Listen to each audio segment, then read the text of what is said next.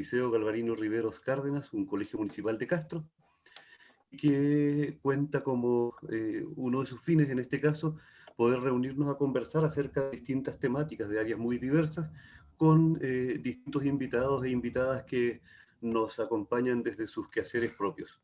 Hoy nos encontramos acompañados de Evelyn Arriagada, antropóloga dedicada a diversos temas, ecología y feminismo entre ellos, pero vamos a cederle en un ratito más la palabra.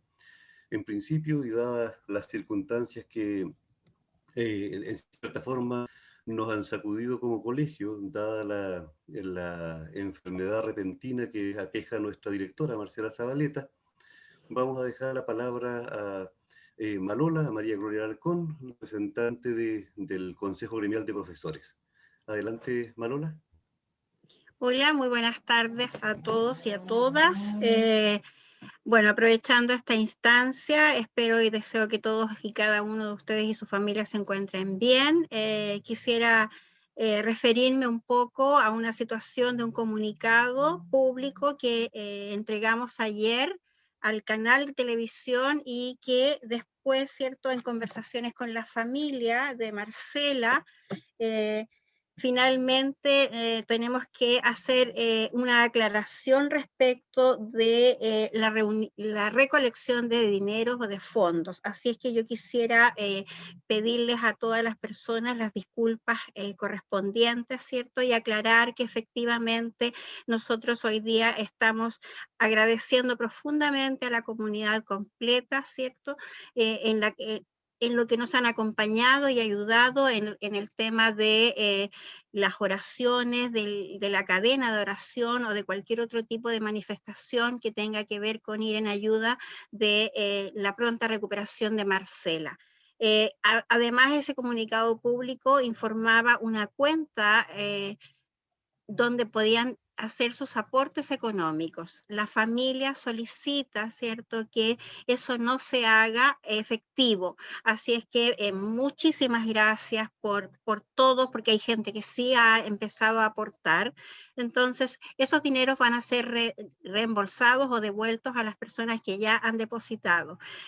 Por su comprensión, de verdad, muchas gracias por su participación y por todos los apoyos y las ayudas, de verdad, infinitas gracias a nombre de la comunidad liceana Galvarino Riveros Cárdenas. Así es que eso. Muchas gracias por la posibilidad, gracias, Fernando, y a todos los organizadores de la Minga, por este espacio. Gracias.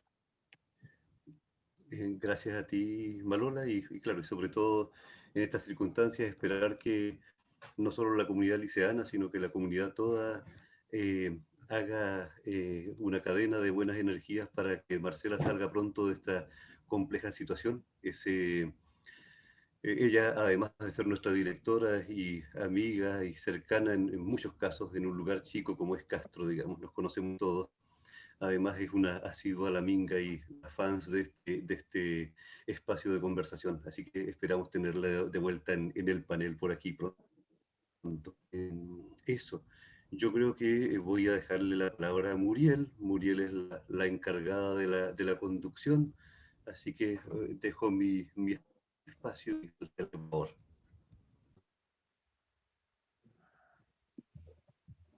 Hola. Muy buenas tardes.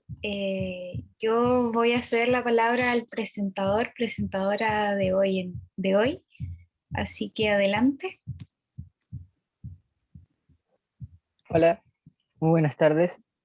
Mi nombre es Jonathan Barría del cuarto año B y me toca ser el que presente a la invitada Evelyn Arriagada. Vamos a empezar con esto. Evelyn Arriagada es chilota, ex alumna de la Escuela 2 y del Liceo Galvarino Riveros Cárdenas. Es antropóloga y magíster en Ciencias Sociales de la Universidad de Chile. Máster en Ciencias Políticas y Sociales de la Universidad Pompeu Fabra, Barcelona, España, y estudiante de doctorado en Ambiente, Recursos y Sustentabilidad de la Universidad de British Columbia, Vancouver, Canadá.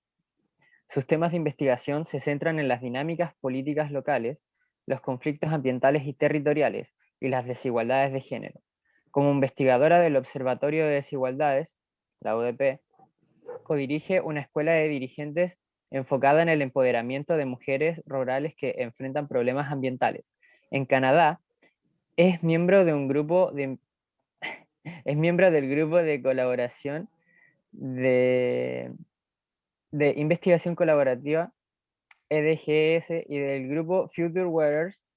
Participa además en diferentes iniciativas que incluyen a la academia, organizaciones del tercer sector y comunidades, tales como el Grupo de Investigación Acción por el Agua, la Coordinación Feminista de la Sociedad Civil por la Acción Climática y la Asamblea de Mujeres Insulares por las Aguas. Sus estudios son financiados por las becas Vanier, Killam, el programa Becas Chile y la Universidad Diego Portales. Bueno, como datos más guiados a su humanidad o a su persona, podemos mencionar que es hija de Arcadio Arriagada y María Eugenia Oyarzún. Evelyn Arriagada vive en Vancouver, Canadá, junto a su marido y a su hija Aina. Uno de sus principales pasatiempos es ver películas y series como lo son La Casa de las Flores, Selena y Borgen, la cual es una serie política danesa. Sus artistas y grupos musicales favoritos son Pink Floyd, Los Jaivas y La Máquina de Hacer Pájaros. Bueno, una vez finalizada esta introducción a la invitada de esta sesión de la Minga de los jueves, procedemos a darle la palabra a la señora Evelyn Arriagada. Gracias, Jonathan, por esa invitación. Feña me traicionó porque yo le estaba contando como secreto que estaba viendo series latinas y se fue de cassette. Pero lo voy a perdonar porque me invitó a este lugar tan amable. Bueno, muchas gracias por la invitación. Ante todo, quiero contarles que ya, bueno, decía que yo estaba en Vancouver, Canadá, pero una cosa linda que uno aprende estando acá es que cada vez que uno se presenta, tiene que decir el lugar desde donde está, el lugar ancestral desde donde está. Y este lugar es un territorio no cedido de la nación Musqueam, que es un pueblo indígena que habitaba esta zona antes de que se llamara Vancouver. Y esa presentación se hace siempre cuando uno está en el lugar para reconocer que, en este caso, yo soy una invitada, no voluntaria, o sea, invitada, la nación o pueblo Musqueam me ha permitido estar aquí y aprender también de este lugar. Yo les voy a hablar hoy día de la relación entre género y agua, que es el tema que yo estoy investigando por mi tesis de doctorado y en el cual he estado metido en el último tiempo. Y quiero además saludar a mis compañeras de la Asamblea de Mujeres Insulares por el Agua de Chiloé, que me han invitado a participar desde hace un tiempo reciente en un grupo maravilloso de mujeres activistas y defensoras del agua de nuestro archipiélago, que tienen una página de Facebook y un Instagram para que la sigan, por favor, porque estamos recién ahí buscando seguidores y seguidoras. Y muchas de las cosas que yo voy a comentar acá se conectan con elementos que ellas mismas han estado trabajando hace mucho tiempo en nuestra isla. Bueno, lo primero que quiero contarles es, más bien, tratar de plantear por qué es importante investigar el agua y su relación con el género en Chile y en Chiloé. Me preguntan cuál Instagram. Busquen las mujeres, Asamblea de Mujeres Insulares por el Agua. Ese es el nombre de la agrupación. ¿Por qué es importante estudiar el agua y el género en Chile y en Chiloé en particular? Si pensamos primero en el agua, partimos tal vez desde la importancia de investigar el agua desde la situación que enfrentamos hoy como país y como humanidad, donde hablamos de la existencia de una crisis climática y una crisis ambiental.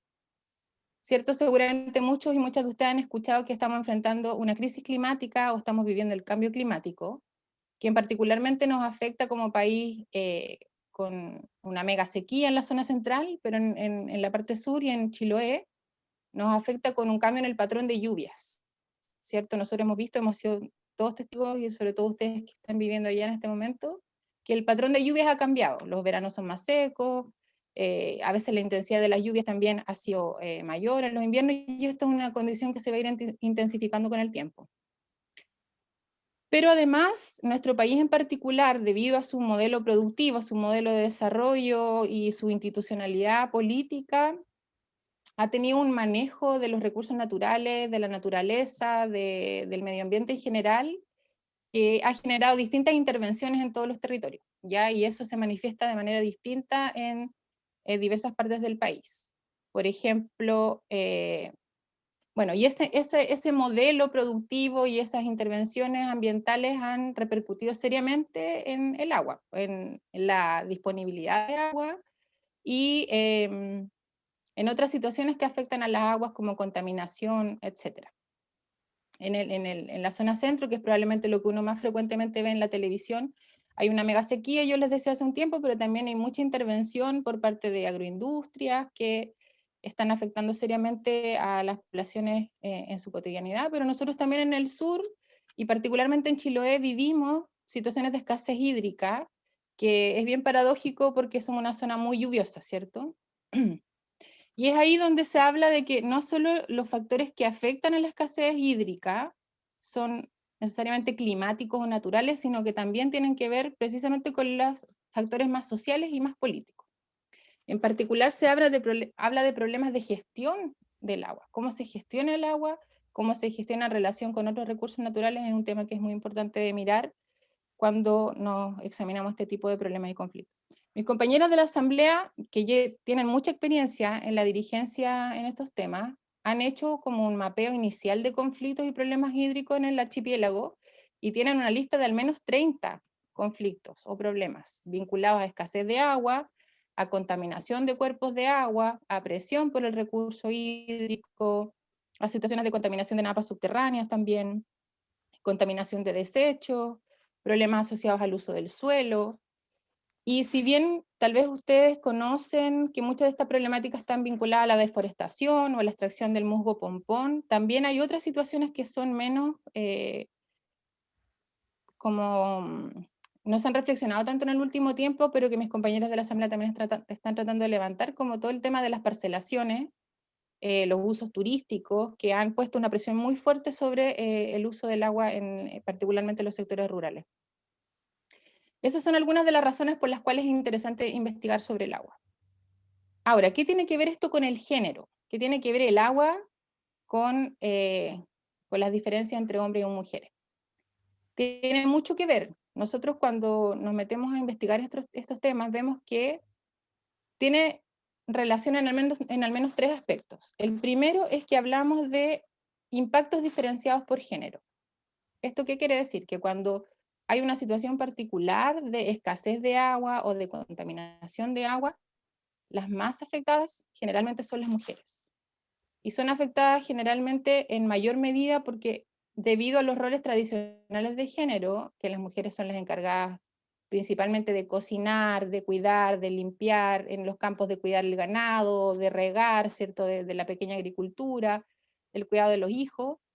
Todas estas labores están profundamente atravesadas por el agua, y en situaciones de escasez o contaminación, las mujeres son principalmente las que tienen que lidiar con estas situaciones y tratar de buscar agua en sectores alejados o tratar de hacer malabares en las casas para poder arreglárselas con el recurso que es escaso.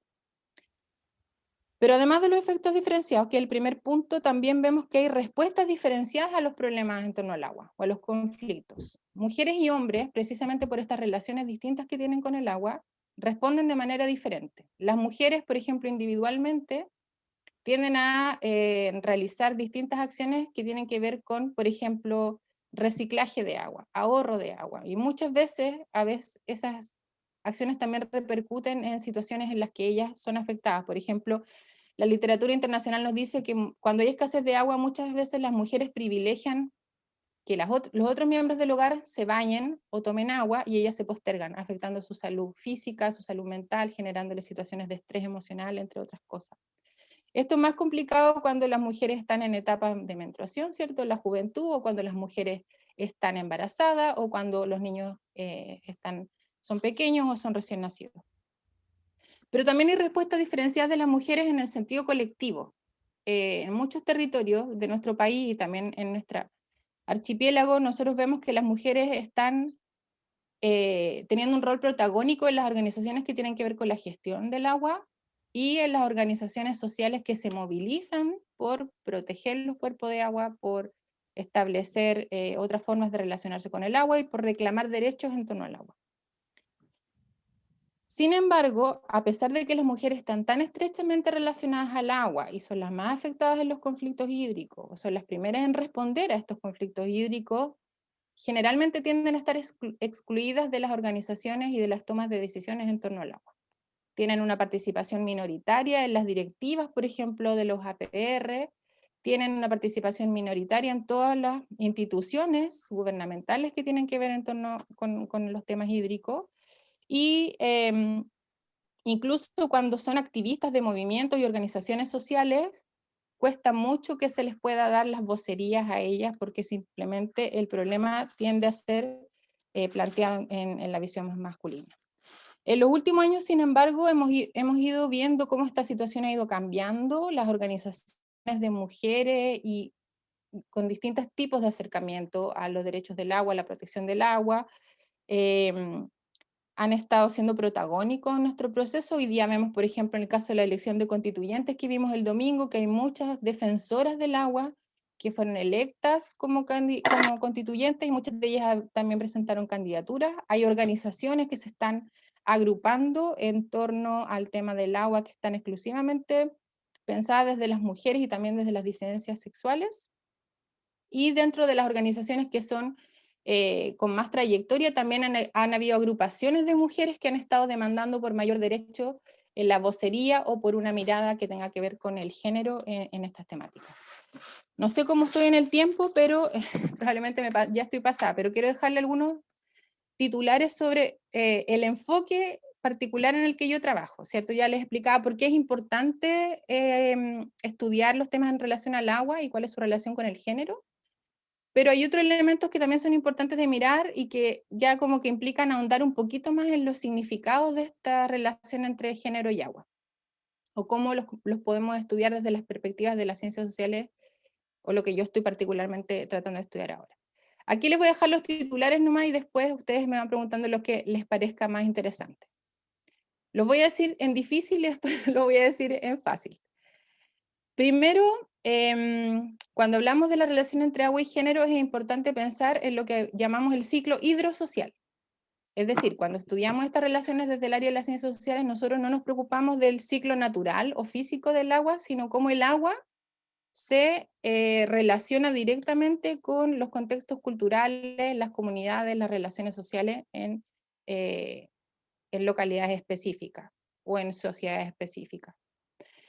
Luego, cuando hablamos del género, yo hablaba ahora en términos binarios, ¿cierto? He dicho hombres y mujeres, pero hay distintas concepciones sobre el género, o lo que es ser mujer, ser hombre, o otras identidades de género que no encajan en el binario y que además van cambiando con el tiempo y que se ven afectadas por las intervenciones en torno al agua. Entonces ahí, por ejemplo, el enfoque que yo trabajo habla del género como un proceso, no como una identidad fija, sino una identidad que va cambiando. Y eso también lo puedo explicar un poco más adelante. Después, otro punto importante es hablar de los significados diferentes que tiene el agua, lo que en filosofía se llaman como las distintas ontologías. Cuando nosotros hablamos del agua, tendemos a pensar el agua y nos preguntamos, ¿qué es el agua? El agua la tendemos a pensar como un recurso, ¿cierto? Y a nosotros nos enseñaron en los colegios que el agua tiene ciertas propiedades físicas, pero el agua que nosotros aprendimos, este significado específico, tiene un contexto histórico particular, o sea, es una forma moderna, occidental de concebir el agua. Hay otras cosmovisiones que conciben el agua de otra forma, en formas más relacionales, que le dan al agua su propia capacidad de agencia, no conciben el agua como un objeto, y no conciben el agua como un recurso, sino como un elemento común y que además es parte indivisible de todo el mundo en el que habitamos. Y ahí, por ejemplo, las concepciones de los pueblos originarios son súper importantes de entender. Luego también hablamos de la importancia de entender distintos significados del agua, pero también las formas de conocer el agua. Nosotros conocemos el agua y generalmente las discusiones en torno al agua en Chile siempre se plantean desde un punto de vista técnico, ¿cierto?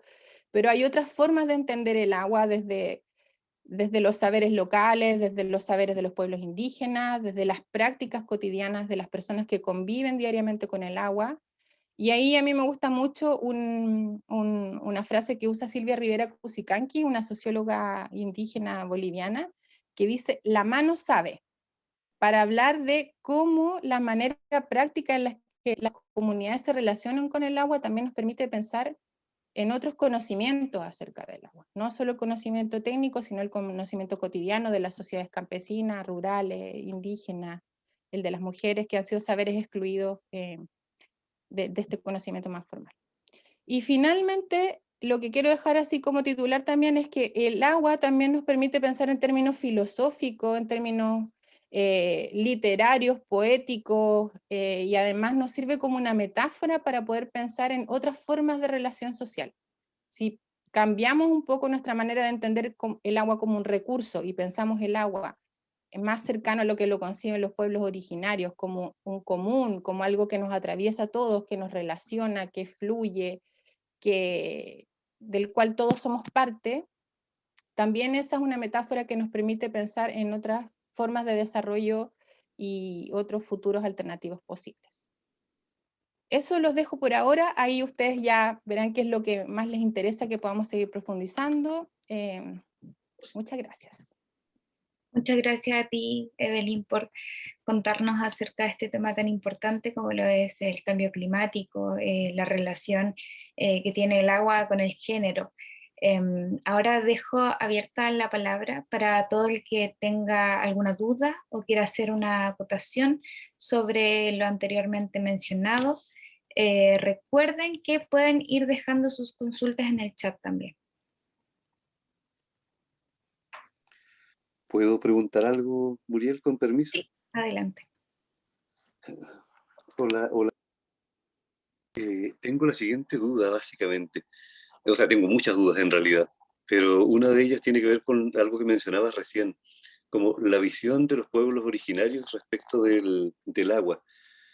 Yo imagino que al menos tú tienes cierta cercanía con lo que ocurre con algunos pueblos indígenas de Chile y probablemente con lo que ocurre en Canadá. Mi pregunta tiene que ver con, en el conocimiento que tienes tú, en lo que has leído, estudiado, qué sé yo, ¿existen similitudes? ¿Son más las similitudes o las diferencias entre en las percepciones que tienen los pueblos indígenas respecto del agua?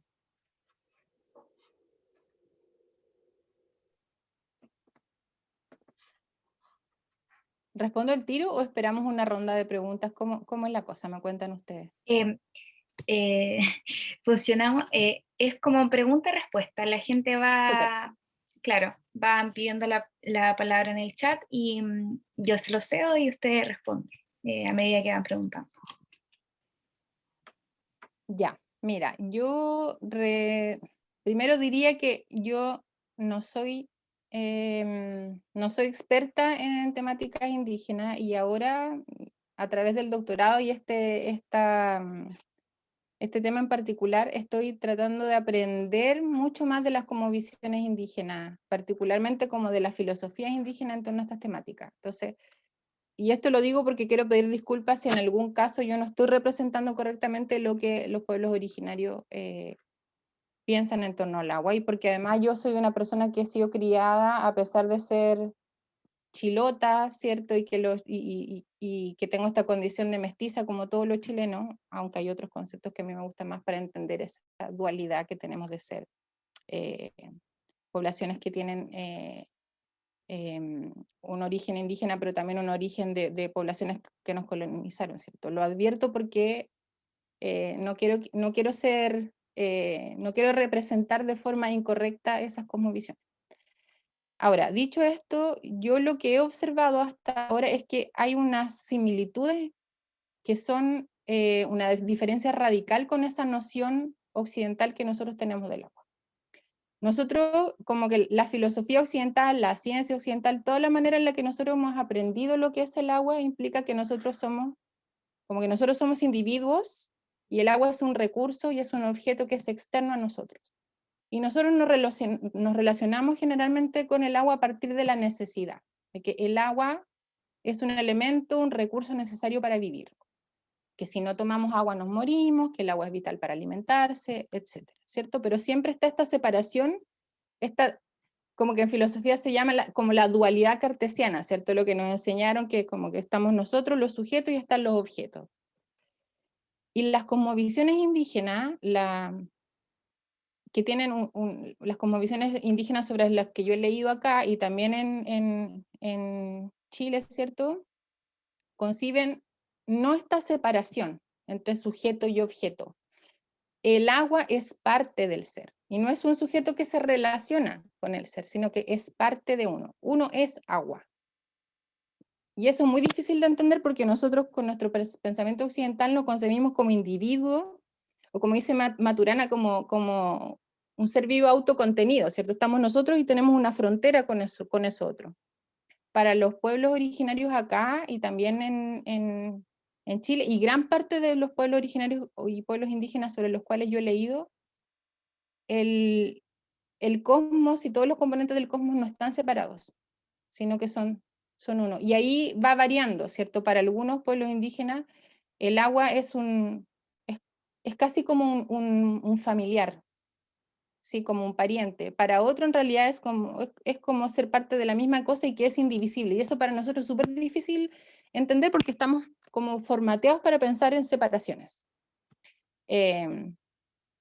Y además el agua tiene su propia agencia, es decir, el agua tiene su propia capacidad de actuar, no depende de lo que nosotros hagamos. Entonces, por ejemplo, desde esas cosmovisiones, nosotros no deberíamos por qué tener que gobernar el agua, o ponerla en canaletas, o poner represas. El agua tiene que fluir, y el agua es parte de todo el cosmos. Entonces nosotros no deberíamos por qué intervenir, y por lo tanto además también nosotros deberíamos respetar el agua, escuchar el agua. Y eso, claro, a veces, como insisto, desde el punto de vista occidental, para nosotros es súper difícil de entender. A mí me ha costado mucho, creo que todavía sigo aprendiendo qué es lo que eso realmente significa, porque nosotros hemos sido educados de otra manera.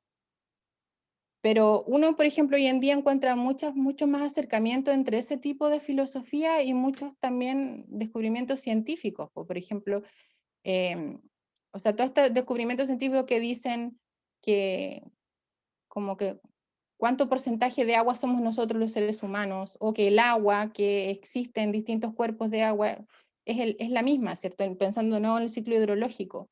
El agua fluye, o la cantidad de ADN que nosotros compartimos con el resto de las criaturas que existen en el mundo, ¿cierto? Nos habla de que esa idea de que somos todos parte de un cosmos y que estamos todos mucho más relacionados de lo que nosotros pensamos, y que nosotros también tenemos que dejar de pensar desde este punto de vista antropocéntrico en que el hombre domina, es otro que es externo, que es salvaje, que es un recurso y que debe ser canalizado, manejado. Es una manera de vivir que no nos está llevando a ninguna parte, que precisamente ha generado una de las crisis climáticas. Pero ahí nosotros en realidad como personas educadas en esta ciencia o este pensamiento occidental, tenemos una deuda pendiente, creo yo, de entender esas filosofías, de verdad, como entenderlas a fondo y tratar de pensar en qué nos ayudan a poder proyectar una mejor forma de vivir con nuestro entorno. Muchas gracias, muchas gracias. Luisa Arriagada pregunta, en cuanto a la constitución que se va a redactar, ¿cuál es tu opinión de consagrar el agua como un recurso principalmente de uso humano? Bueno, acá lo de la discusión constituyente está abierto. Yo diría que hay varios puntos que no pueden ser separados unos de otros. Primero, que se habla del agua como derecho humano. Segundo, que se habla del cuidado del agua y de los ecosistemas. Tercero, que se habla del agua en relación con los derechos de la naturaleza. Y puede que me vaya algún otro tema, pero al menos esos tres temas son súper importantes y tienen que estar, a mi juicio, de la mano. ¿Por qué? Porque cuando hablamos del agua como derecho humano, es importantísimo que esté consagrado en la Constitución así, porque efectivamente lo que nosotros vemos en nuestro país, que un montón de localidades que están afectadas por escasez hídrica, no tienen asegurado ese derecho humano al agua básico, y que tienen que pelear para que se les asegure lo mínimo, y a veces menos de lo mínimo, que 50 litros por persona, y a través de Camino Aljibia, por ejemplo, y eso no siempre es así, es insuficiente, según los estándares de la OMS, deberían ser al menos 100 litros por persona, y cada uno de nosotros, seguramente con disponibilidad completa de agua, sabe que eso aún sigue siendo insuficiente. Entonces, asegurar el derecho humano al agua es un elemento básico. Ahora, no es suficiente, y ahí es donde entramos a hablar de los otros aspectos, del agua y en relación con los derechos de la naturaleza. Porque el agua, en el fondo, de nuevo vuelvo a lo que estaba planteando, no es solo un recurso que es importante para nosotros los seres humanos, y porque además cuidar el agua para el futuro implica ver la relación del agua con los ecosistemas.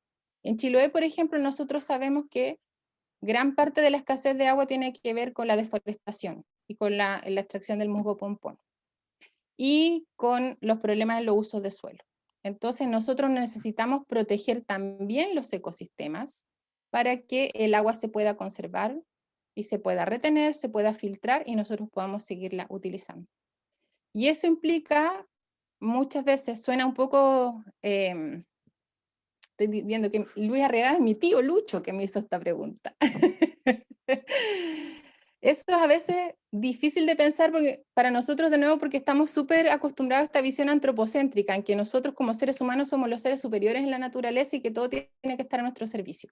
Pero la crisis climática, de nuevo, nos demuestra que estamos conectados y que necesitamos, incluso desde el punto de vista antropocéntrico y egoísta, si uno quiere, que para la supervivencia de la especie como seres humanos tenemos que cuidar nuestro ecosistema y proteger los cuerpos de agua, y por ejemplo también otras cosas relacionadas como regular el uso de los territorios, ¿cierto? Hay lugares en los que existe mega sequía en Chile en que ya no deberían existir monocultivos, porque esa agua está conducida para otras partes. Y además hay una cuestión que tiene que ver con los usos productivos del agua de la pequeña agricultura y de la pequeña ganadería que son para el sustento familiar. Entonces, si uno, por ejemplo, habla solo del derecho humano al agua y no incorpora el tema de los usos productivos en esa escala más micro, también queda algo muy importante fuera, que es especialmente importante para las comunidades campesinas. Así que probablemente, yo no tengo una respuesta completa ahí, pero yo diría que son 3 o 4 temas que tienen que estar relacionados y que probablemente van a ser los que se van a estar discutiendo en el proceso constituyente. Muchas gracias por tu pregunta. Ahora voy a ceder la palabra a Florencia. Adelante. Hola, y yo tenía la pregunta si es cierto de que el agua tiene memoria.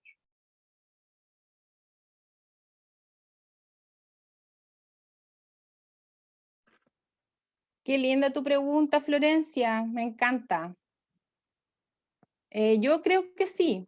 Y bueno, eso también, muchos de los pueblos indígenas plantean que el agua tiene memoria, no solo porque, a ver, eso no lo pueden ver en varias cosas. Por ejemplo, nosotros cuando vemos que los canales, que los ríos han sido muy intervenidos, ¿cierto? Vienen los eventos como más extremos donde hay lluvia y se provocan aluviones, etcétera, como que el río, que ahora quedó reducido así como un hilito, fue canalizado, como que vuelve a retomar su curso. Y ahí uno puede decir efectivamente como que parece que ese río vuelve a tener memoria y esa agua vuelve a buscar su curso de agua. Pero yo leía hace poquito una autora que hablaba como de los hallazgos, de que como que el agua que estaba en nuestro planeta era la misma agua, hace siglos, de miles de millones de siglos. Y que esa agua simplemente circulaba a través del ciclo de agua que nosotros nos enseñaron, ¿cierto? Que se evapora, que se filtra, que después va al mar, que se conduce con los vientos. Y esa también es una manera como más occidental de verlo, pero efectivamente, si uno lo puede pensar así como metafóricamente o poéticamente, yo diría que sí, que uno puede decir que el agua tiene memoria. Gracias. Gracias. Ahora cedo la palabra a la profe Cote. Hola Evelyn, gracias por aceptar la invitación. Mi pregunta va atendiendo a tu historia, más allá de lo que eres ahora, a tus inicios en nuestro liceo.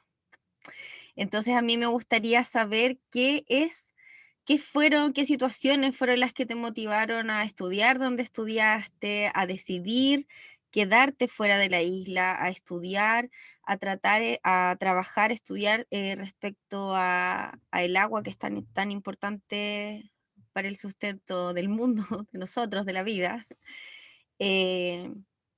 como para conectar tu historia y que esta a su vez motive a nuestros estudiantes a romper esas barreras que de repente sentimos que tenemos con el mundo, que no pueden, o que no, o que sería como muy improbable, o que de repente eres una en cientos.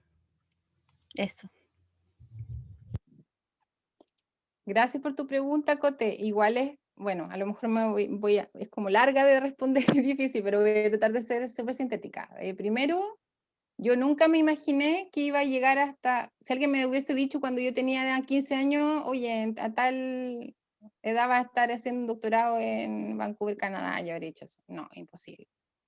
Me acuerdo que en una de esas charlas, cuando yo estaba en el liceo, organizaban como unas charlas vocacionales y llevaban a distintos profesionales para que nosotros viéramos así como qué es lo que nosotros queríamos estudiar. Y me acuerdo una vez que llegó un antropólogo muy querido y que lo debe haber llevado a Fernando Borges seguramente, que es Ricardo Álvarez, y que a mí me influyó mucho. Yo quería estudiar antropología antes de ver a Ricardo, pero cuando vi a Ricardo y después nos llevaron como unas excursiones ahí abajo de la Villa Guarelo con Fernando Borges, nos mostraron los conchales y Ricardo nos contó un poco cómo se habían formado esos conchales, cómo eran los pueblos costeros de Chiloé. Yo ahí me fasciné. Dije, oye, esto es demasiado interesante, quiero estudiarlo. Y en esa charla me acuerdo cuando fue Ricardo o otra de las personas que llevaban para hacer nuestras charlas vocacionales, un compañero mío que era súper mateo preguntó si había algún doctor entre los egresados del liceo, como alguien que haya estudiado un doctorado. Y todos quedamos así como, ¿qué será eso? Nadie sabía lo que era un doctorado. Y en ese momento la respuesta fue que parece que sí, que era Carlos Trujillo, que era así como nuestro chilote más famoso de la época y un súper referente para todos nosotros. Y la verdad yo me fui de Chiloé porque quería estudiar antropología y se me metió que quería estudiar en la Chile, pues entonces me fui para allá. Y yo hice una apuesta de hecho con mi mamá, porque mi mamá no quería que yo estudiara antropología, pero yo cuando era chica quería ser abogada. Y obvio, pues, abogar, una carrera así como, sonaba bonito y todo. Y empecé a decir que quería estudiar antropología y ahí ya mi mamá colapsó. Primero le demoró como 2 años en entender qué era lo que yo quería estudiar, porque era una palabra que nunca había escuchado. Y después de eso era como, no. Esas carreras no sirven, no sé, mi mamá se imaginaba que yo iba a ser pobre, que nunca iba a tener éxito en la vida. Y yo le hice una apuesta a mi mamá, pues. Le dije, mamá, hagamos una apuesta. Si me va bien en la prueba de aptitud, yo estudio antropología, y si no me va bien, no estudio antropología. Mi mamá en ese momento no creía tanto en mí, entonces me dijo, ya, pues, hagamos. Y le puse un puntaje y todo. Y entre otras cosas, gracias al entrenamiento de Feña Borges me fue súper bien, sobre todo en la prueba de historia y en la de ciencias sociales, así que nada, pues, gané la apuesta y me fui a estudiar antropología. Pero, y de ahí nada, fue como que yo empecé a estudiar sobre cosas políticas, después ya me fui como a los temas de género, después los temas de género y política, llegué a estudiar un conflicto en el norte, un conflicto de contaminación por polimetales, y de repente con pegas chicas, así como que me contrataban para una consultoría y yo trabajaba en eso. Y ahí nada, pues siempre me gustó estudiar, así que seguía estudiando, aprendiendo. Y llegué al tema de género y conflictos ambientales por ese lugar en particular, que yo quería mirar por temas políticos y de repente me di cuenta que habían casi puras mujeres que eran las que lideraban el tema. Y dije, ya, acá, esto será por algo. Y empecé a investigar otra literatura y ahí me fue gustando, qué sé yo. Y así, pues de a poquito como que un tema llevó al otro. Estuve estudiando en España también un tiempo, pero siempre como guiada desde una convicción, como que yo he sido muy así en la vida, como que lo siento desde la guata, así como todas las partes de mi ser me dicen que tengo que hacer eso. Así me lo hacían cuando tenía que estudiar antropología y yo fue como ya, y de ahí me fijo y hago mi plan, etc.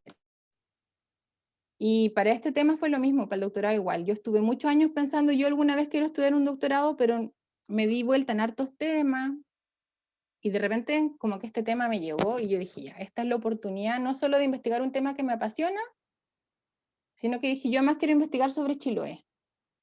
Como que voy a ir a Canadá para volver a Chiloé y volver a retribuir de alguna forma todo lo que mi isla me ha dado. Y ha sido bonito porque con esas propuestas me he ganado becas. Acá postulé una beca canadiense que es la más competitiva de Canadá. Y yo decía, ¿quién va a querer en Canadá financiar un proyecto que hable sobre mujeres y agua en Chiloé sin deben ni conocerlo? Un archipiélago, probablemente miles de lugares que le parecen más importantes a esta gente, qué sé yo. Y me gané la beca, pues. Así que eso ha sido súper lindo porque movida, digamos, por esa convicción, como esto es lo que yo quiero, esto es lo que yo espero contribuir, como que la vida me ha ido mostrando distintos caminos y estoy muy contenta con el lugar hasta el que he llegado hasta ahora. Ay, muchas gracias, súper linda tu respuesta. Entonces, así como redondeando, ¿tú quieres volver a la isla? Sí, yo quiero volver a la isla y eso fue un tema de harto tiempo. Bueno, yo estuve trabajando harto años en una universidad, yo sigo vinculada a esa universidad, pero yo creo que a todos los chilotes y chilotas nos pasa, que siempre tenemos esa conexión tan profunda con nuestro territorio que aunque uno esté fuera, uno siempre quiere volver. Y además acá me ha pasado muy, muy fuerte porque yo tuve muchos años viviendo en Santiago, me fui quedando no porque quisiera, yo siempre quise volver, después ya como que encontré un trabajo, uno tras otro, después ya me convencí, ya me acostumbré, me quedé, qué sé yo. Pero ahora me pasa algo súper lindo porque estoy acá y es tan parecido a Chiloé en tantas cosas. A veces los olores, nosotros caminamos por un bosque acá que es como caminar por el Tepual. Obviamente los árboles no son los mismos, pero los helechos, costillas de vaca son los mismos. Entonces de repente como que he tenido unos déjà vu con los olores y es como casi como una necesidad del cuerpo. Así yo digo, no, esto, de alguna forma esto, estando tan lejos me dice que yo tengo que volver. Así que espero que eso se concrete. Por lo menos por la tesis ya estoy súper conectada y espero que eso se concrete en un mediano plazo. Muchas Gracias gracias. otra vez. Es muy lindo todo lo que comentas. La profe Catherine Cancino pregunta en el chat, ¿conoces la investigación de Masaru Emoto sobre el agua? Él sostiene que las palabras o la música inciden en su composición y que esa influencia pasaría al cuerpo de las personas cuando se consume. ¿Qué piensas sobre esto? No conocía esa investigación y voy a anotar el nombre porque voy a ponerme a buscar inmediatamente de qué se trata, pero me parece increíble. Yo la verdad, para mí el tema del agua ha sido una transformación. Yo partí investigando el agua justamente pensando como ya, el agua, la escasez de agua y lo importante que es el agua como recurso. Y en ese camino me he ido encontrando con tantas cosas y ahora incluso en el doctorado han aparecido todas estas otras concepciones filosóficas, artísticas, poéticas, y además conocer como la relación entre esas cosas que parecen súper abstractas y investigaciones que a veces son científicas y que dan sustento a esas teorías, lo encuentro maravilloso. Así que muchas gracias por esa recomendación, la voy a anotar y me voy a poner a buscar.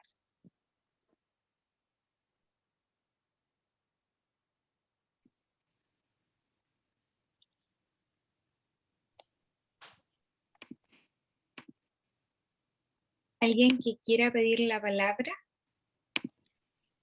Yo, por favor, Miguel la ¿puedo? tenía pedida. Oh, perdón, no lo vi. Adelante.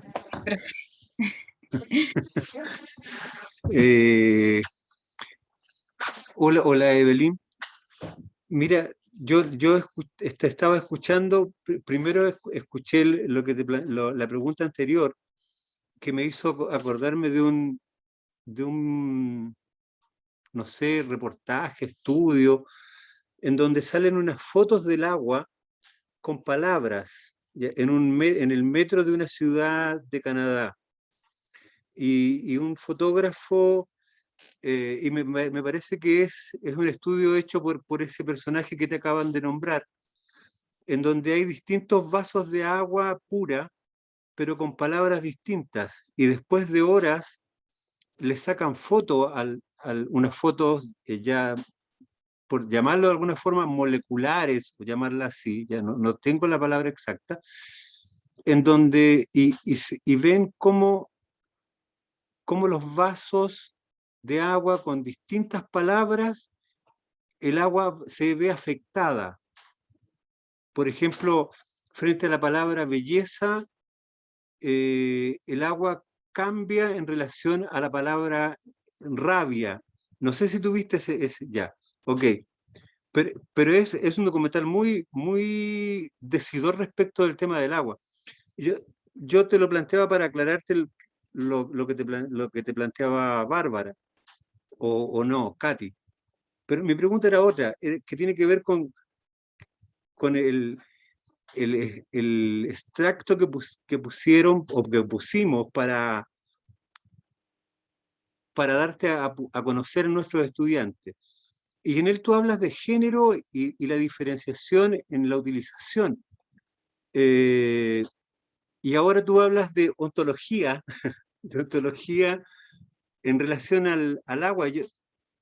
Yo me imaginé, o no, y esta es mi pregunta en el fondo, yo pensé que tú apuntabas a ver a lo femenino como en su relación con el agua como la limpieza, como buscar como la pureza de alguna forma, y a lo masculino como buscar la parte de productividad, ya de la producción, de la producción frente a un elemento determinado. Y que hice como la semejanza de el agua y la luz. ¿Ya? Esa fue cuando leí el extracto que hicieron de lo que estás planteando. Entonces yo pensé en ese tipo de unión entre lo saliendo o dentro de lo binario, no sé dónde ubicarlo, pero pensé en algo así, en algo más ontológico, si quieres llamarlo de alguna forma, ¿ya? En aquella unión de lo femenino con el agua, pero que es algo como de adentro, no sé cómo explicarlo ya, no sé cómo explicarlo. Y esa es mi pregunta, si tu estudio tiene más relación con lo ontológico, con lo que hace que la mujer se comunique de mejor forma con el agua, o que busque una forma distinta de comunicarse, porque lo femenino te tira hacia allá, y que lo masculino te tira hacia producir por un problema cultural, buscar como algo que, ¿para qué me sirve? ¿Qué hago con esto? Por ahí va lo que planteas en relación a lo ontológico. Esa es disculpa lo vaga que puede ser. Eso, gracias. Gracias, Miguel. Vamos a entrar al terreno de la teoría y la filosofía con tu pregunta. No lo tengo completamente resuelto, no sé por dónde voy a ir, pero por ahora lo que yo te diría es lo siguiente. Voy a estudiar la relación entre género y agua tomando las distintas ontologías del agua, es decir, cómo particularmente, y esto enfocado principalmente en mujeres, cómo las mujeres entienden el agua. ¿Qué es lo que para ellas representa el agua? ¿Cómo la definen? ¿Cómo se relacionan con el agua? Y por el lado del género, voy a tomar la idea de, ahí es la palabra complicada que se llama performatividad del género, que es una idea de Judith Butler y que usan muchas ecólogas políticas feministas para entender la relación entre género y agua. Lo que dice Judith Butler es que esta idea de ser hombre o ser mujer va cambiando, no es una idea fija, sino que se va cambiando y necesita ser materializada cada día. Para explicarlo como más en simple, por ejemplo, el hecho de que yo sea mujer y me sienta mujer y quiera ser mujer implica que hay veces que quiero verme femenina, que quiero reforzar esa idea tradicional de lo femenino. Entonces, por ejemplo, a veces, no sé, pues, me pongo maquillaje, me pongo aro, y así hay distintas concepciones de ser mujer o ser hombre. Y eso además va cambiando en las distintas sociedades. Hay sociedades como la nuestra donde el ser femenina está asociada a ciertas ideas, ¿cierto? Como el cuidado, o como tú planteabas esta diferencia entre el cuidar, la reproducción del lugar versus lo masculino que es lo productivo. También está esta distinción entre lo privado. Las mujeres, su dominio, por la manera en que hemos sido socializados, su dominio es lo privado, lo doméstico, el del dominio de los hombres es lo público, ¿cierto? Todos estos binarios. Pero lo que plantea precisamente Judith Butler es que estas ideas no son naturales ni están ancladas a los roles, o sea, ni están ancladas a nuestras características biológicas, sino que son culturales y por lo tanto también son cambiantes. Ahora, ¿cómo se relaciona eso con el agua? Hay autoras que plantean que cada vez que existe una intervención en torno al agua, eso genera un cambio en el género. Y eso genera un cambio en las relaciones de género, es decir, las relaciones, por ejemplo, entre hombres y mujeres, cómo se distribuyen los roles al interior de la casa, cómo se distribuyen los roles productivos, pero también cambian las nociones de lo que es considerado femenino y masculino, para seguir hablando del binario. Después entramos a otras ideas de género, ¿cierto? Entonces, por ejemplo, pensando como un ejemplo súper particular la pandemia, ¿cierto? La pandemia ha implicado que nosotros ya tengamos que asumir ciertas restricciones, hay que tener, no sé, lavado de manos, cuidado en torno al agua. Cuando hay escasez de agua, lo mismo, se asumen cambios. ¿Y cómo repercuten esos cambios en las relaciones de género? En general, quienes asumen esas cargas son las mujeres, ¿sí? Las mujeres son las que están asociadas al cuidado, entonces les repercute de mayor medida. Pero eso ya, de nuevo, siguiendo la Judith Butler, no necesariamente es así. No tiene por qué ser así y podría ser de otra forma. Por ejemplo, hay sociedades, hay un caso súper lindo en un pueblo indígena de la ribera del río Colorado, entre México y Estados Unidos, que se llama el pueblo Cucapá, que enfrentaron una situación de escasez hídrica súper fuerte, con la disminución de agua en el río Colorado, tuvieron algunos problemas para pescar, ¿cierto? Y lo que esa situación en torno al agua generó, en vez de reproducir o intensificar los roles tradicionales, fue al revés. Ahí lo que pasó es que las mujeres empezaron no solo a tomar el liderazgo de las organizaciones a reclamar por los derechos de agua, sino que asumieron roles mucho más importantes en la pesca, etc. Y eso es un ejemplo que en el fondo nos dice que esas relaciones, cada vez que hay una intervención en torno al agua, pueden cambiar. Ahora, ¿por qué hablamos también de otras ideas en torno al género? Y ahí es como una búsqueda que yo estoy haciendo en el pensamiento más decolonial o en la filosofía más indígena, porque la idea del binario es una idea occidental. Y hay muchas filosofías indígenas que piensan, por ejemplo, en los géneros, no como opuestos, como los pensamos nosotros, sino como complementarios.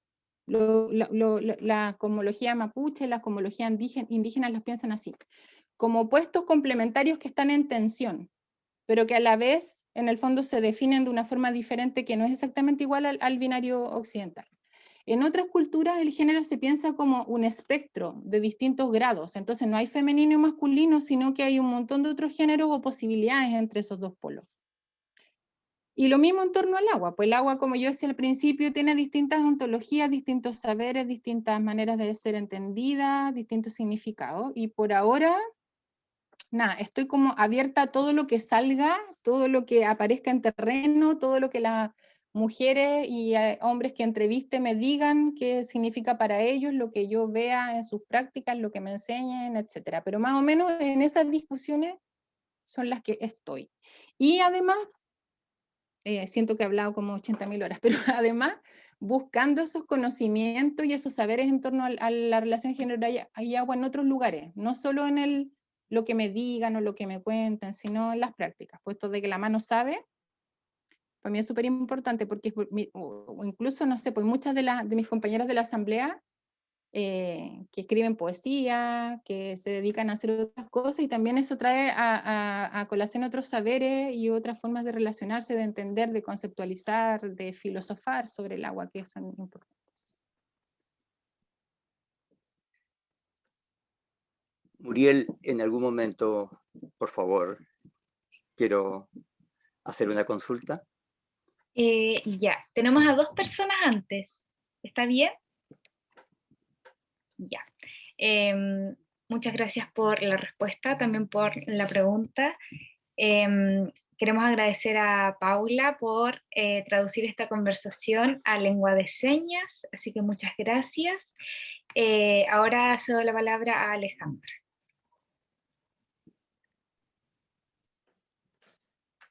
Hola. Bueno, quería agradecer a Evelyn su presentación.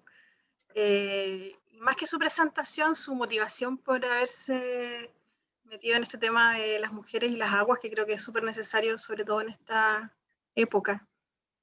Y quería complementar una pregunta inicial que se le hizo sobre la cosmovisión de los pueblos indígenas y el agua.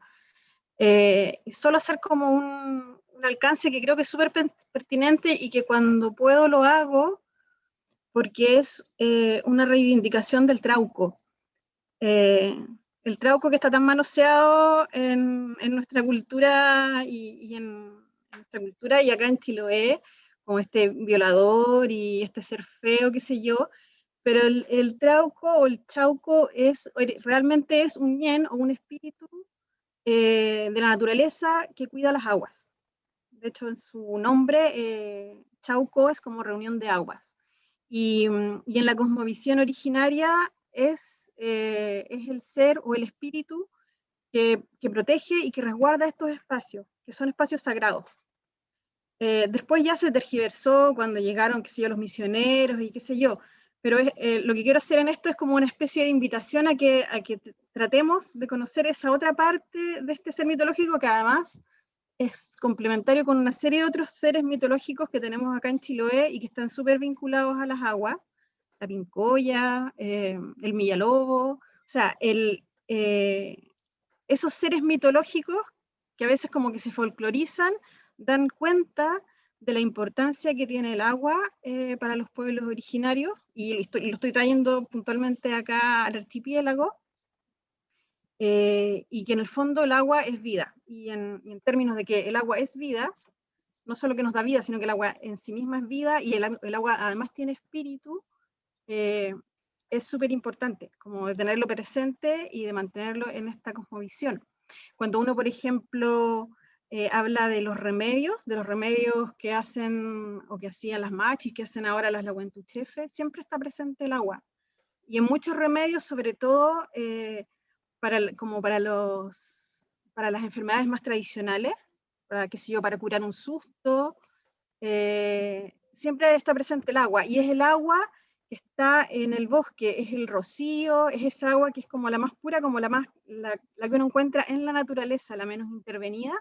Siempre esa agua forma parte de los remedios.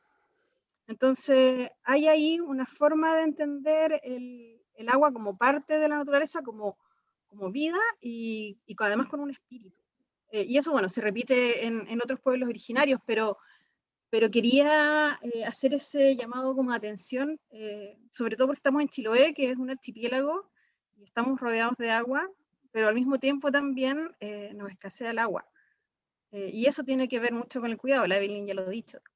Los bosques, los pomponales, o sea, en la medida que nosotros podamos tratar de respetar también ese, como, siento yo que es como una especie de llamado ancestral de aquí mismo del archipiélago a cuidar esos espacios de la naturaleza y a devolverles un poco ese carácter sagrado que tienen, yo creo que nos puede ir mejor en relación al tema del agua, que ya es complejo. Eso. Gracias, Ale, por tu intervención. Ahí, por eso tienen que seguir a nuestra Asamblea de Mujeres por el Agua, porque hay muchas mujeres sabias, maestras sabias como la Ale y como varias otras que llevan mucho tiempo estudiando, trabajando, defendiendo las aguas en nuestro archipiélago. Evelyn, no sé cómo estamos de tiempo. Tenemos 3 preguntas más. Yo tengo tiempo, no sé ustedes cómo estarán de tiempo. Perfecto. Ahora cedo la palabra a Mati. Primero quiero darle la palabra a Juan, si es que se puede, que está esperando un ratito largo.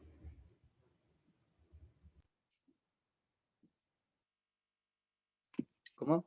Don Juan, adelante, le cedió la palabra a usted. ¿Quién me cedió la palabra? Esa gentileza, ¿quién lo Mati. tuvo? Mati, muchas gracias. ¿Por qué? Yo te lo devuelvo. Habla nomás, pregunta. Gracias, pregunta. No. Bueno, son 3 preguntitas. Bueno, 2. Y como, ¿cómo se dice? Yo te lo voy a decir. La primera pregunta es, ¿qué nos recomiendas tú para cuidar el agua? ¿Y qué platos comes allá? Y la otra es, a nosotras nos encanta tu pelo.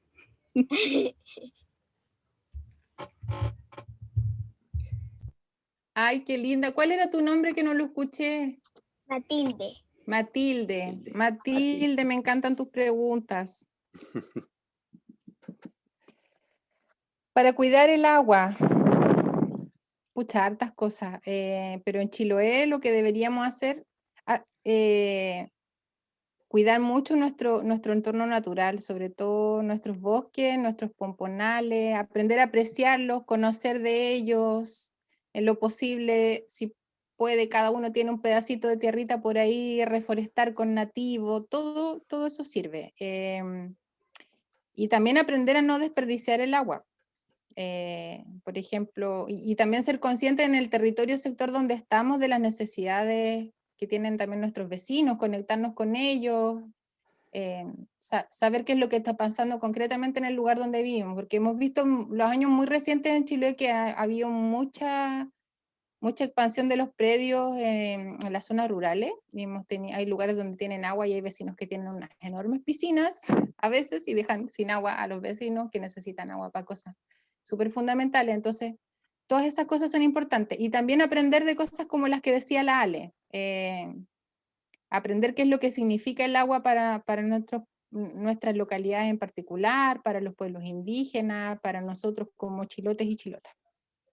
Sobre platos que como acá, no como nada exótico, como lo mismo que comía en Chile.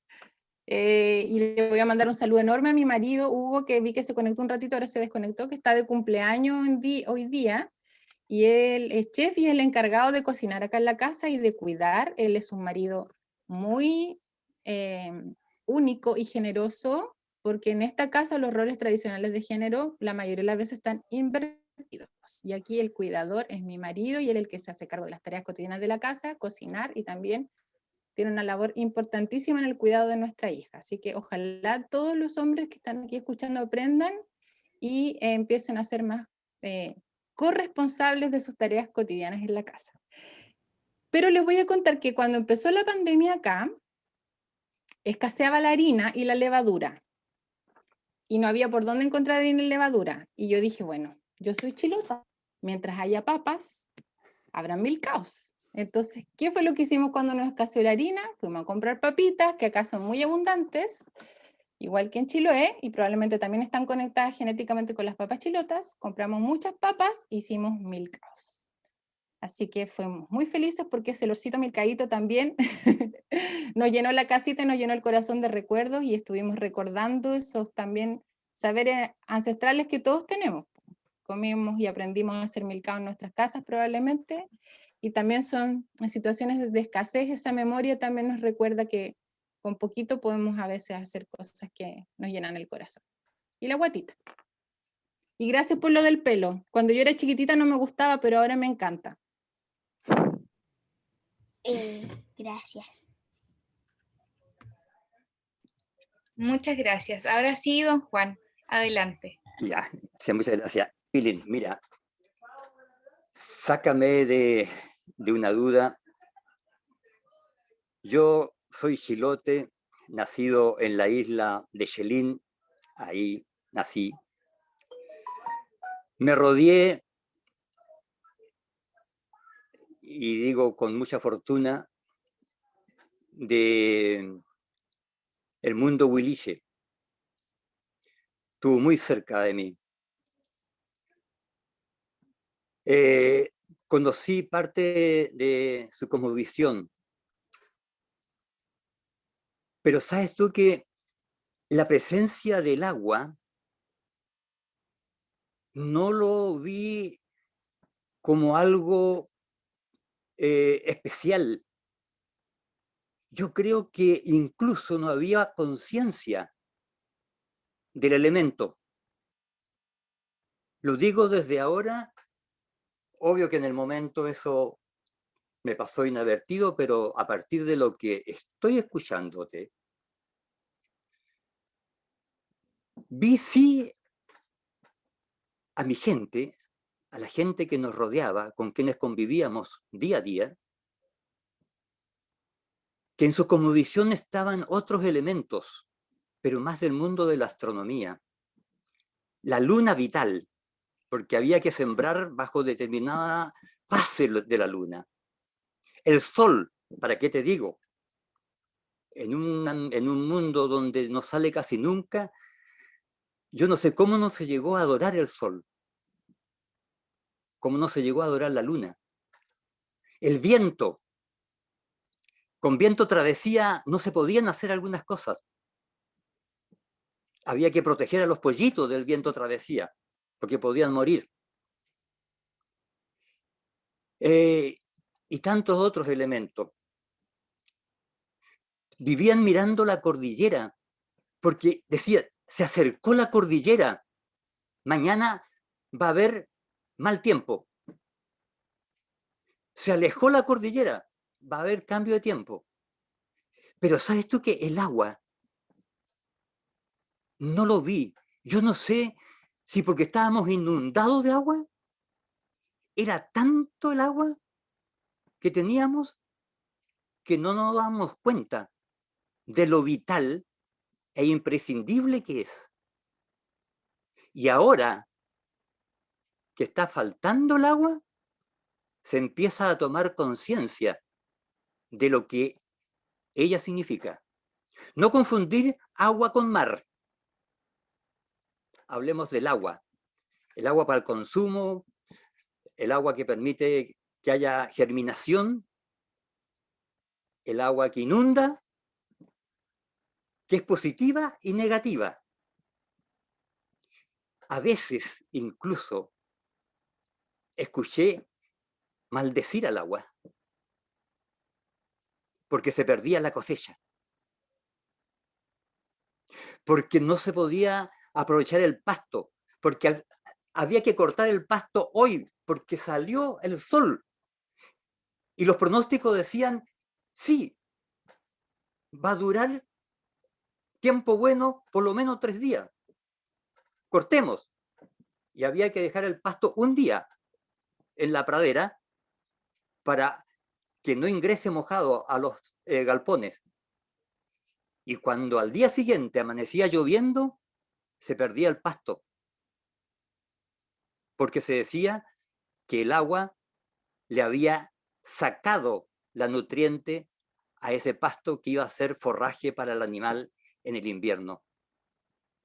Entonces, ¿en qué momento, o si tú tienes conocimiento, si en la cosmovisión, en la cosmogonía del mapuche, del huiliche, el agua es sagrada? O el agua tiene o se tiene del agua una visión como sí, sé que en otros pueblos donde escaseaba el agua, hasta se hacían rituales humanos, sacrificio humano para que el agua aparezca. Eso es, me gustaría escuchar tu opinión respecto a esto que estoy planteando, y si estoy muy equivocado, si diríamos es una visión muy particular de lo que yo vi en ese micromundo Chelín, o diríamos es otra la percepción y la visión del mundo mapuche, huiliche, o más al norte, Diaguita, etc. Eso, Evelyn.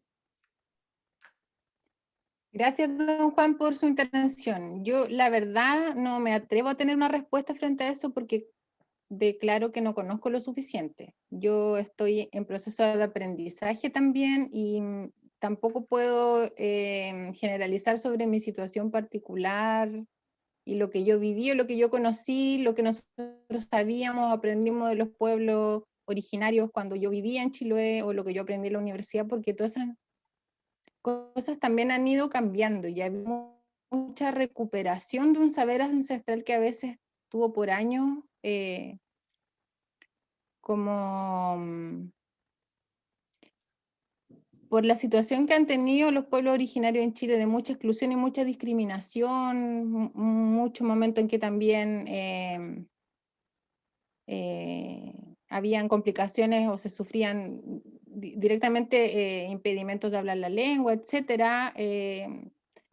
Yo creo que hay muchos procesos de recuperación cultural que han estado ocurriendo de forma reciente y que han sido súper interesantes, y hay mucha recuperación de esa historia, de esos significados, y probablemente también yo creo que nosotros, como yo decía hace un momento,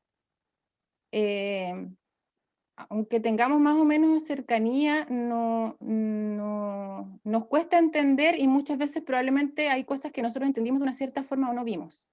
Yo soy una chilota urbana, como me dijo una vez Renato Cárdenas, y me gustó que me lo dijera, porque en realidad nosotros tendemos a pensar en nosotros como chilotes y chilotas como si fuéramos uno, o todos fuéramos lo mismo. Y no es así, pues uno también tiene que entender lo que nosotros llamamos en ciencias sociales su posicionalidad, es decir, quién es uno en función de su historia, del lugar al que pertenece, cómo ha vivido en esas relaciones, etc. Y yo particularmente soy una chilota urbana, si bien la familia de mis padres tiene sus orígenes también en zonas rurales. Mi abuelita era de Chuye, mi otra abuelita de Rilá, mi abuelito era de Quilquico. Los antecedentes de mi familia no han tenido mucha conexión con los pueblos indígenas de Chiloé, y mi manera de entender y de mi manera de ser criada ha sido súper occidentalizada de alguna forma, y también de ese Chiloé que antes se concebía como un territorio que era pobre, que era aislado, que era apartado, como somos fruto de esas generaciones que querían irse del campo, que no querían tener casas con waters, que querían vivir en la ciudad, que querían modernizarse, ¿cierto? Entonces, yo no he tenido mucho acercamiento a esas cosmovisiones, estoy aprendiendo ahora, y estoy muy interesada en aprender ahora, quizás como nunca antes, porque yo creo que antes no las entendía, y las seguía mirando como algo tan externo y tan diferente que no me hacían tanto sentido, y lo digo con mucha humildad. Por eso me encantó la intervención de la Alejandra, porque la Alejandra probablemente, si ahora también quiere intervenir, puede aportar acá a la pregunta de don Juan. Pero yo creo que no tenemos que tener miedo en reconocer quiénes somos, nuestros sesgos a veces y nuestras ignorancias. En mi caso, yo la verdad que ahí no me atrevería a dar una respuesta, porque creo que no he estudiado lo suficiente como para poder responderlo. Lo seguiré pensando y en algún momento lo volveremos a conversar. Gracias, muchas gracias, muchas gracias. ¿Puedo hacer ahí una intervención cortita? Solo como para... Dale. Ya, para responderle un poco a Juan. Primero cuando habló de esto de los vientos y de que como que en Chelín la gente como que podía identificar el clima, me acordé, solo como sugerencia para los organizadores, de otro colega antropólogo. Yo también soy antropóloga como la Evelyn, y Melchor Barrientos, que es un antropólogo muy joven, chilote, tiene un estudio sobre etnoclimatología, que recogió por todas las islas, sobre todo de Quinchao, información. Así que les paso ese dato por si en algún minuto les interesa invitarlo, porque es un tema súper bonito y súper interesante. Y sobre lo que pregunta don Juan, bueno, yo vivo acá en Chiloé hace 27 años y he trabajado cuando llegué con comunidades huilliche, y trabajo ahora en salud, y tengo la suerte de trabajar en Chelín, entonces conozco también la isla, que es muy linda. Y, Preciosa. Sí, realmente es muy linda, y la gente es muy linda también, es muy distinta también a la gente de Kewi, que está ahí al lado. ¿Son qué? No, sí, somos vecinos y diríamos, nos llevamos muy bien. Sí, y se llevan hemos bien, pero son compartido, sí, distintos. sí. No, mire, los hombres de Xelin iban a buscar mujer a Kewi. Mi padre, ¿no es cierto?, era de Xelin y fue a buscar esposa a Kewi, mi madre. Sí. Así era la cosa. Como que claro, se encuentran. Nos interrelacionamos. Sí. Lo que yo puedo comentar es que, claro, que en Chelín, de hecho, si uno compara Chelín con Kewi, que son las dos islas de la comuna de Castro, la gente en Chelín no se siente indígena.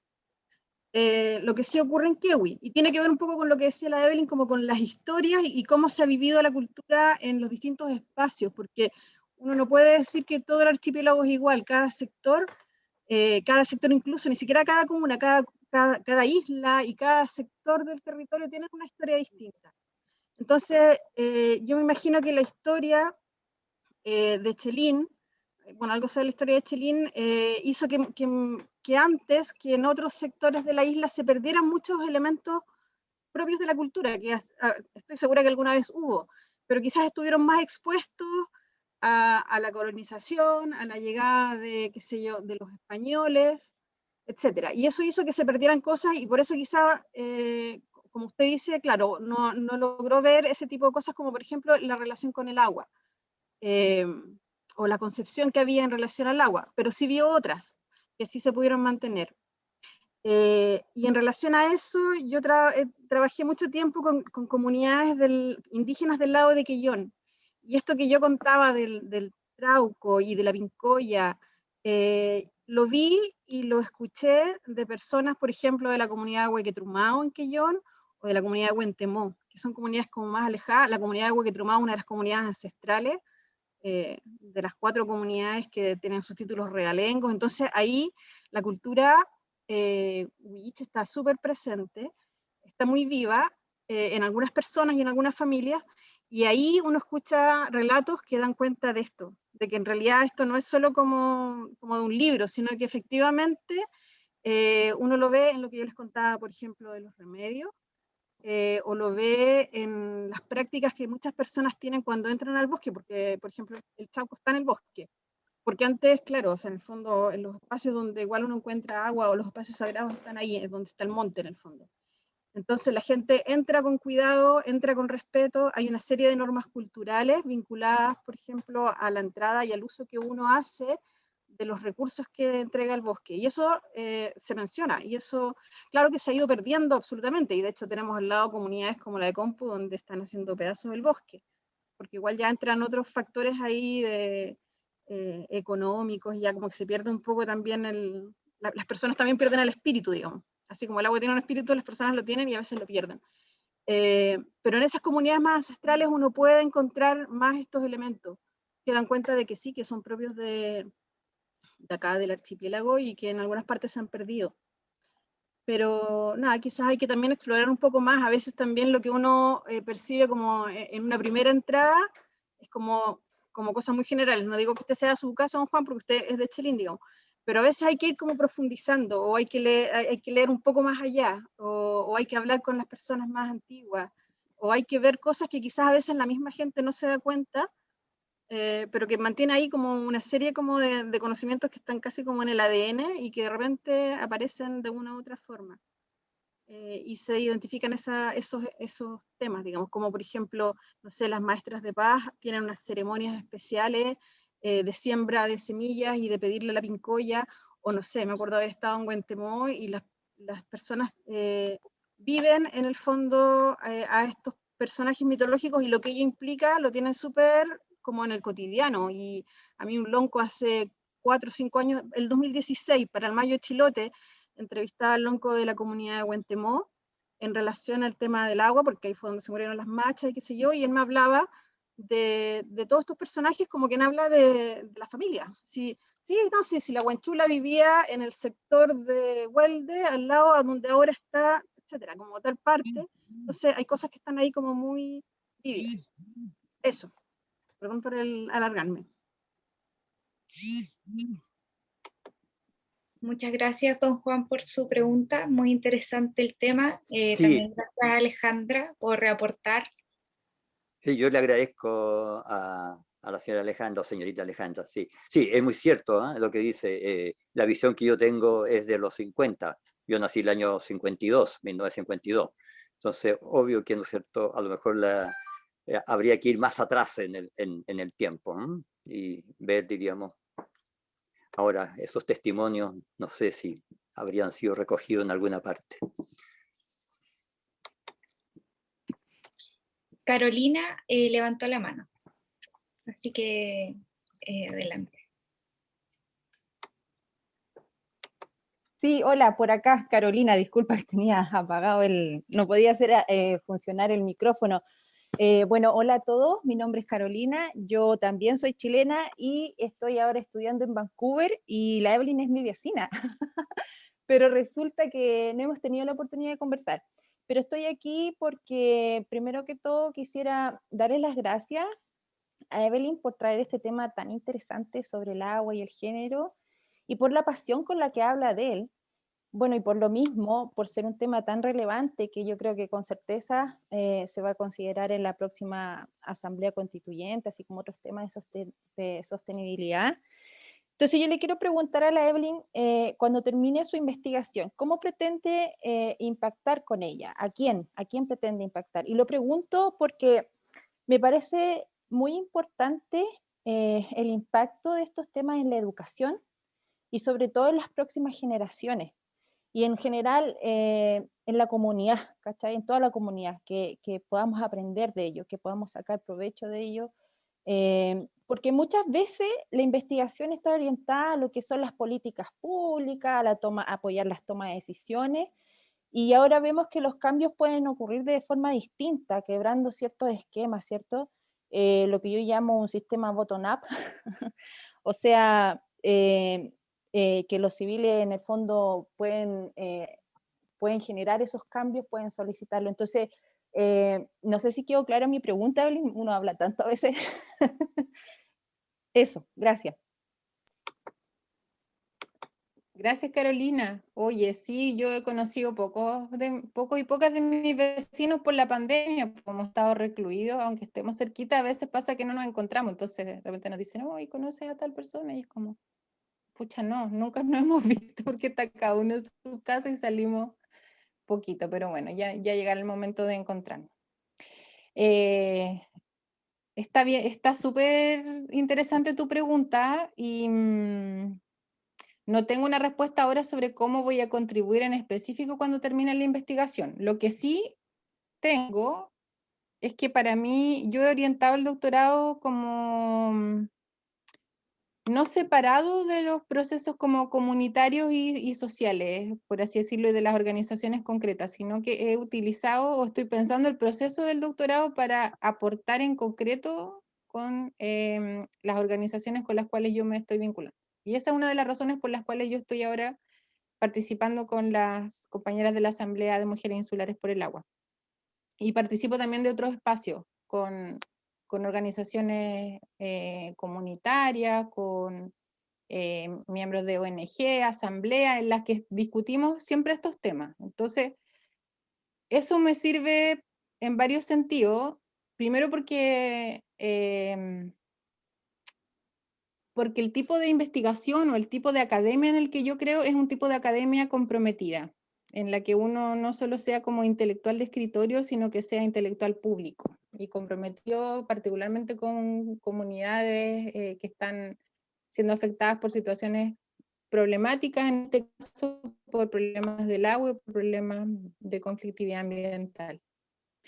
Y dentro de esos espacios, por ejemplo, yo trabajo hace 3 años en una escuela de dirigentes que está destinado a mujeres rurales que enfrentan, a dirigentes de comunas rurales que enfrentan situaciones ambientales, incluida escasez de agua. Y tratamos con ese espacio de traducir todas estas discusiones a cosas que son como problemáticas cotidianas que enfrentan las mujeres. También estoy muy metida en una organización que se llama SCAC, que significa Sociedad Civil por la Acción Climática, donde participan mujeres de distintas ONG y fundaciones ambientalistas, varias de ellas bien metidas en el proceso constituyente, y estamos constantemente tratando de reflexionar sobre las implicancias en la relación género y agua, cómo eso, por ejemplo, se traduce en las distintas problemáticas y a la vez soluciones que están discutiendo los territorios, cómo eso repercute particularmente a las mujeres, cómo se puede amplificar la voz de las mujeres desde estos territorios hacia otros lugares, cómo se pueden generar alianzas, redes entre mujeres que enfrentan situaciones similares en distintos puntos del país, etc. Y tal vez, claro, ahí esto ya es más un sueño, porque también me gustaría mucho en algún momento que ese tipo de instancias más formativas estuvieran también pensadas no solo en dirigencias o en organizaciones, sino especialmente en jóvenes y niños y niñas. Lo he venido pensando hace rato y ahora que me lo recuerdas también es una buena idea para pensar en el futuro, pero como decía, y para resumirlo, yo creo en un tipo de academia que sea así, y que no solo sea como que viene la persona experta a las comunidades a hablar de su conocimiento o a recoger información para sus propias investigaciones, sino en un proceso en el que el conocimiento de las comunidades también a uno le genere formas de aprendizaje.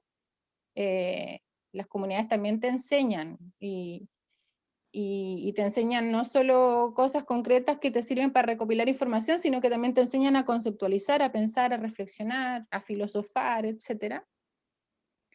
Pero además creo en que los procesos de investigación tienen que ser procesos lo más respetuosos de las comunidades, lo más colaborativos posible. Y, por ejemplo, yo me acerqué a las compañeras de la asamblea con esa intención, que construyamos en conjunto cosas que sean importantes para ellas, para el territorio, para las organizaciones con las que trabajan, y también importantes para mi investigación. Pero es el tipo de investigación que a mí me gusta hacer y el tipo de vinculación académica que me interesa promover. No sé si respondí todo lo que me preguntaste, pero por ahí va. Sí, gracias Evelyn, sí, más o menos es la misma idea. Lo que pasa es que yo he estado reflexionando, y puedo hacer comentario, ¿no? ¿Un replay? A lo mejor no. Sí, puedes hacerlo. Adelante. Gracias Miguel. Bueno, como decía, mira, yo también, además de estudiar, trabajo para una institución en Chile, para una institución que se preocupa de asesorar digamos, al gobierno, al Estado, en cuanto a los recursos naturales que están relacionados con los recursos pesqueros y temas relacionados con el océano. Entonces, a mí me preocupa, por ejemplo, el hecho de que haciendo tanta investigación, de repente invirtiendo tantos recursos, en ocasiones nuestros chicos, no, a veces los que viven más alejados, más a la cordillera, dada la geografía de nuestro país, no conocen el mar o no han probado esa proteína que es tan enriquecedora. Y tanto, bueno, y no solo eso, sino que tantos otros temas que son interesantes, cómo hacemos la investigación, y creo que nos hemos dedicado solamente a abastecer la pregunta de cómo lo hacemos con las políticas públicas, cómo asesoramos al gobierno. Creo que es muy importante que nosotros nos preocupemos también de llegar a otra instancia como los colegios, los niños, que ellos aprendan. Imagínate, Chile, una tremenda costa, se consume súper poco de la proteína del mar, el consumo per cápita es muy bajo en comparación a otros países, incluso hasta Perú. Entonces creo que estamos fallando en algo, ¿cachai? Y también todo esto está relacionado con todos los temas de sostenibilidad, cómo vamos a enfrentar ahora el cambio climático, qué va a significar para cada uno de nosotros, cómo podemos contribuir. Son preguntas y reflexiones que nacen, y creo que los chicos de repente debemos integrarlos en estos temas. Creo que ellos son muy creativos, las nuevas generaciones se han visto muy creativas y podemos hacer cambios todos juntos. Eso, desde esa perspectiva yo lo planteo. Gracias, Evelyn. Gracias a ti, Carolina. Muchas gracias. Ahora la última pregunta, yo creo, para ir cerrando, la va a hacer Luis Arriagada. Hola, buenas tardes a todos, todas. Hola, Evelyn. Un gusto escucharte desde tan lejos. Realmente me tienes bien entusiasmado con tu estudio, con tu tema del agua. El agua tiene muchas visiones, el agua tiene muchas misiones que cumplir en nuestra tierra, en la humanidad. Tú tienes una visión que es muy especial, que tiene que ver con el género. Yo, desde mi punto de vista profesional, yo lo veo en la parte agrícola y quiero complementar a Juan Vera. Don Juan Vera. Él, obviamente, nació, ¿cierto?, en Chelín, en una isla, obviamente conformada por pequeños agricultores, que tiene razón en el sentido de que hace 50, 70 años atrás el agua no era tan importante en Chiloé, sobre todo cuando llovía 2.5 metros anuales, 2.500 milímetros al año. Es decir, un hombre alto de 2,5 metros, esa era la columna de agua en esos tiempos en que don Juan Vera se creció. Obviamente, dentro de la cosmovisión indígena, en Quehue hay mucha población indígena, y yo puse por ahí que en Quehue hay un grupo PDTI, un Programa de Desarrollo Territorial Indígena, y en Chelín hay un PRODESAL, Programa de Desarrollo Local, que tiene relación con programas de INDAP. ¿Y por qué el PDTI está en Quehue? Porque hay mucha ascendencia indígena. Así que mucha razón, don Juan. Y mucha razón con todos los aspectos que tienen que ver con la luna, etcétera, que son otros temas que influyen mucho en la agricultura. Por lo tanto, yo creo que le estamos dando mucha tarea a la Evelyn de asimilar muchos conocimientos, porque el agua yo creo que atraviesa y está en la materia gris de todas las profesiones del mundo. Yo creo que no habría ninguna profesión del mundo que no tenga relación con el agua. Ninguna. Desde el punto de vista agronómico, que es el trabajo que uno hace, obviamente para uno el agua a veces es más importante para producir alimentos que a veces para lavarse la cara. Pero todo depende del punto de vista de que lo estemos viendo. Así que muy interesantes los temas de don Juan, muy interesantes los temas también de las otras personas que han participado, porque este es un tema que da mucho para hablar. Imagínense que un colega en la quinta región salió gobernador con un alto porcentaje el fin de semana, porque hace 10 años él se preocupó de la sequía que existía en la quinta región y quiénes tenían los derechos de aprovechamiento del agua. Ese hombre, con su gestión, su trabajo, fue considerado por toda la población de la quinta región y hoy día es un gobernador cuyo principio básico va a tener, ¿cierto?, el trabajo de ver cómo esa zona, y que yo por ahí lo puse, que me dijera la Evelyn, cómo podría incentivar el acopio y uso del agua en zonas de escasez como la quinta región. Una región que tenía ríos, que el agua fluía y que hoy día los ríos están todos secos y no hay agua ni para la agricultura. Y eso sí que es triste. Así que Evelyn realmente está haciendo un tema muy importante que yo creo que de aquí para adelante va a dar mucha pega y mucho trabajo, no solamente en Chile, sino que en el mundo. Así que quería corroborar eso, felicitar a todos los que están participando y realmente, hija, estoy orgulloso de ti. Y saludos a Hugo en el día de su cumpleaños. La Maggie también te manda saludos, así que estoy muy emocionado, estoy muy contento por lo que está sucediendo y muy feliz porque estamos tomando en cuenta algo que se está escaseando, que permitimos que escurra por la tierra y llegue al mar y no que capturemos, no embalsamemos, es decir, no contengamos esta agua en la tierra, lo vamos a pagar muy caro dentro de 5 o 10 años más. Gracias. Gracias, Sí. tío. Es un Para ir tema que da para rato, sí. Sí, probablemente no vamos a alcanzar Pero bueno, te vienen más ideas para más sesiones. Pues hay miles de aristas que seguir considerando. Y probablemente también mucha gente que sabe más de estas temáticas o desde otros ángulos. Así que muchas gracias a ustedes por la invitación, por las preguntas, por la diversidad de edades, de enfoques, la gente que también complementó. Ha sido una jornada muy, muy linda. Sí, agradecer a todos y todas las que participaron en este conversatorio. Una linda instancia de escucha, de aprendizaje. Gracias a Jonathan, el presentador, a Paula por traducir la conversación a lengua de señas, y principalmente a nuestra invitada por su tiempo y por compartir sus conocimientos. Evelyn, tenemos una pregunta final. ¿Qué consejo de vida le darías a los jóvenes estudiantes que te están escuchando? Qué difícil pregunta. ¿Qué consejo de vida? Para ser súper simple, para ustedes debe ser un tiempo muy difícil. Yo recuerdo mi adolescencia fue bien problemática. Yo fui un adolescente bien complicado. Don Juan lo sabe, porque yo pasaba en la inspectoría. Era una adolescente un poco desordenadita. Y me acuerdo que en esa época para mí era tan importante estar con los amigos, las amigas, compartir, a veces era más importante que estar en clase, qué sé yo. Y me imagino lo lo mal que a veces lo están pasando ustedes en esta situación de pandemia, en que han perdido esos espacios de socialización, de poder juntarse, de poder agarrarse para el deseo, ¿cierto? Se extrañan mucho esos afectos.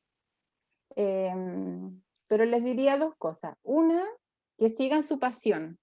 Eso es lo más importante. Si ustedes creen que a ustedes les gusta algo y ustedes piensan que son buenos, buenas para ese algo, si tienen preguntas, si tienen reflexiones, si tienen inquietudes, si tienen talento, síganlos. Yo lo hice en mi vida y no me arrepiento para nada, porque a pesar de todas las barreras que encontré, por ejemplo, con las cosas que yo quería estudiar o las cosas que mucha gente me dijo, no, no te va a ir bien con este tema, qué sé yo. Pues bien, he perseverado y he seguido siempre esas pasiones y esas intuiciones y estoy muy contenta por eso. Y lo otro, siempre yo me he arrepentido de no haber prestado atención en clase, sobre todo en clases de matemática.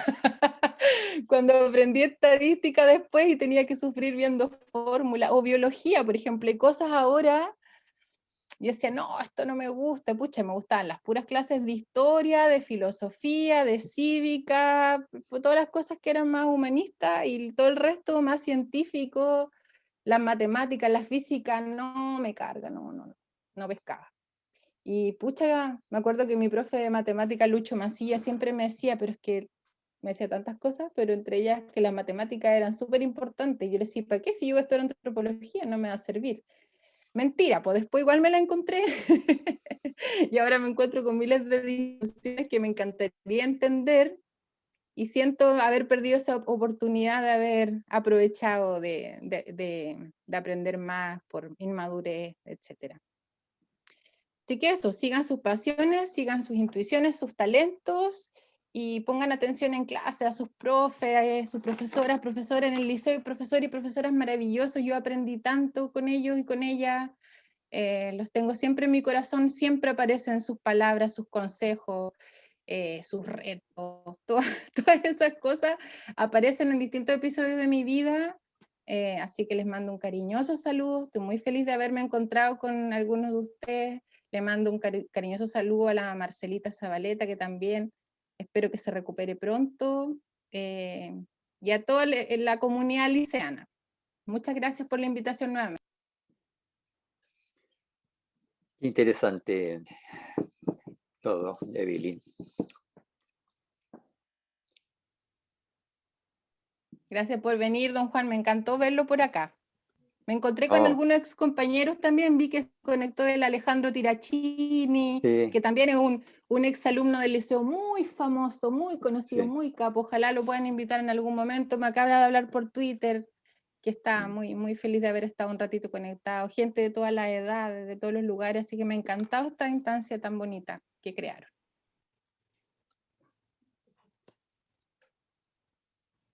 Ha sido un muy lindo encuentro, Evelyn. Yo creo que para todos. Que estés muy bien y que te vaya excelente, que te siga yendo excelente. Muchas gracias, don Juan. Un abrazo enorme para ustedes. Para toda la familia también. A mi profesor de historia también, a todos. El profesorado de su familia. Ya, gracias. Que fue muy importante en mi formación también. Gracias.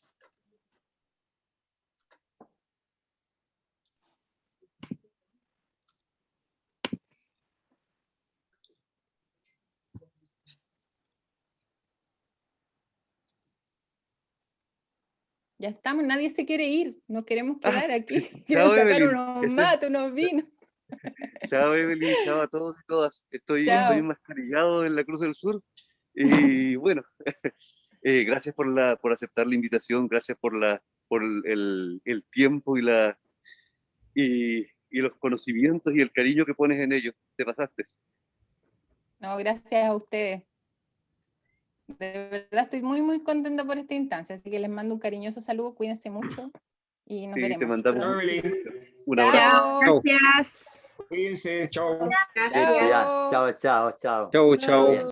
Que estén bien. Ay, apareció mi hermana, mi sobrina. Chao, chao. Saludos a todos. Chao, felicidades, que estén todos muy bien. Chao. Chao, Daniel. Que la Chao, pasen Evelyn, bien. gracias. Un gusto, muchas gracias por todo. Chao. Qué bueno que se vieron.